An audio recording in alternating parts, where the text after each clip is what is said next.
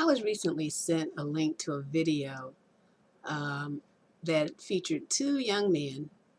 I would imagine they're no more than their mid-30s at the oldest, that were speaking about women, black women in particular, and how black women do not know how to let men lead, and that they believe the problem was because there's so many black women that are being raised without their fathers.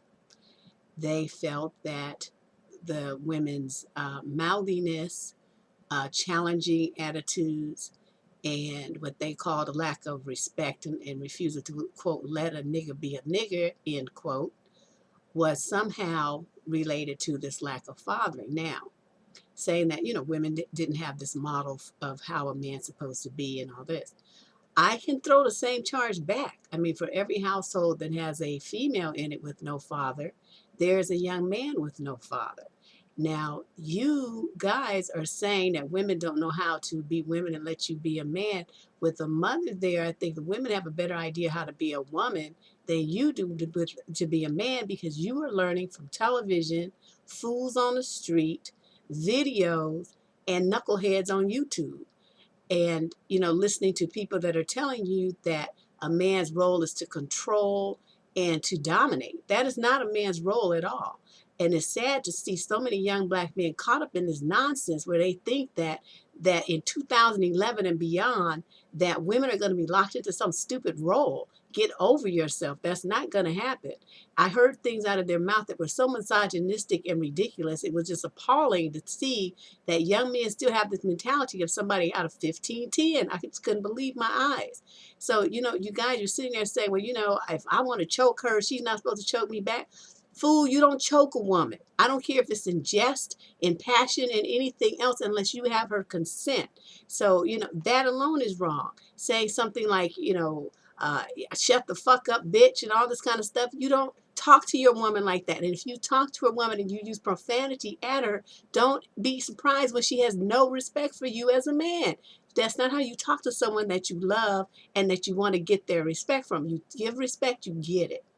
Number two, these guys were talking about this role thing and how, women and men are not equal. Yes, they are.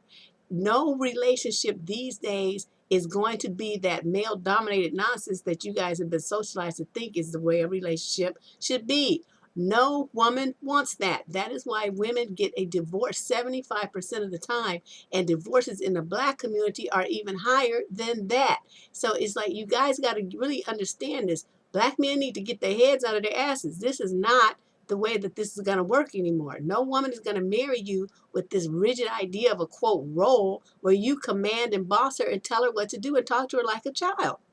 It's not going to happen. Now, one thing they did say was teamwork, but their concept of what teamwork is was just all twisted and messed up. Teamwork means whoever is the best at that position plays that position. So in certain instances, you don't get to throw the ball because you can't even catch the ball. You have no clue what the ball looks like, nothing. That's when your woman steps in. Now, if she's really good at managing money, she should do that. It doesn't matter the fact that you're the, quote, man and you think that that's a part of your role. If you are not good at handling finances, and she's an accountant, that's what she should do. Okay, so this whole concept of what is a role and what's for men to do is so twisted up in so many black men's minds. It's just ridiculous. And I think a lot of the guys don't understand. They think like, well, I'm going to be, the leader. I'm in charge.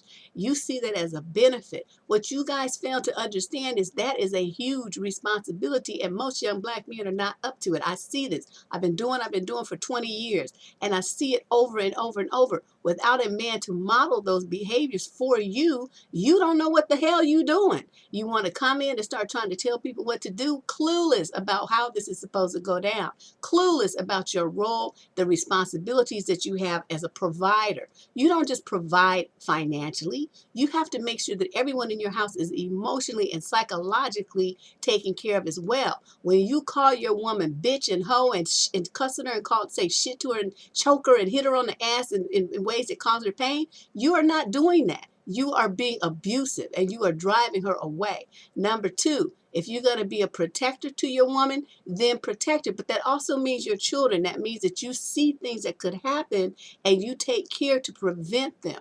That's how you establish yourself as a leader and head of household, not by throwing tantrums and stomping around demanding it and calling people names. If you're going to be a leader, then you don't sit there and whine about what she's not doing. You do it. You set the tone, you set the charge, you set the pace, you do it. This is all a lot of work. And then the last thing is, what are you teaching your children? So here you have your kids and your family, your extended family, as well as your own household, watching what you do. Are you modeling proper behavior? Are you smoking weed, smoking cigarettes, half going to work, talking crazy to your woman, hitting her, jive timing and shucking and jiving? Then you're not being a leader. You're not being an example. You're not being any kind of role model for anybody. And you definitely don't get to have the title of leader. The last thing I want to say is this weak excuse that young black men have, saying, well, she won't let me. A woman don't know how to sit down and let a man be a man. If you were a real man, there's nobody and nothing in this world that could take that from you. The fact that you have to sit there and whine about it means you are a punk. You are not a man. You a wannabe. So anybody who listens to that and believes that about a woman, if a woman has that kind of power to take away your manhood, then you don't own your manhood. She does. She got your nuts right in her hand. And that is what I got to say about that video. I will be signing out. Hopefully, I won't have to talk about this particular subject again because I've done it over and over. If you want to hear what I have to say about it, you can listen to the show I have on Blog Talk Radio. It's blogtalkradio.com/askheartbeat. It's called The Myth of the Good Black Man, and there's like several different shows on there that all talk about this manhood issue, leadership, and this rigid role thing that black men have stuck in their heads based on religion, which you know how I feel about that. But anyway, thanks for listening. I'll talk to you guys soon.